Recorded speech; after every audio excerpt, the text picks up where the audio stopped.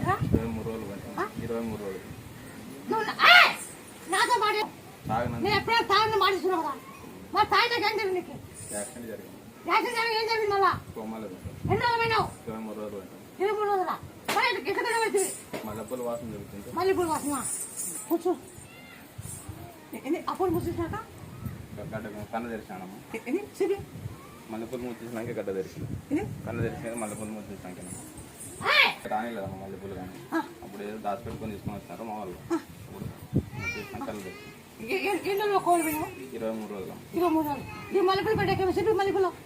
ఆ పొద్దుకు దగ్గరైంది ఫ్లో వచ్చిందమ్మా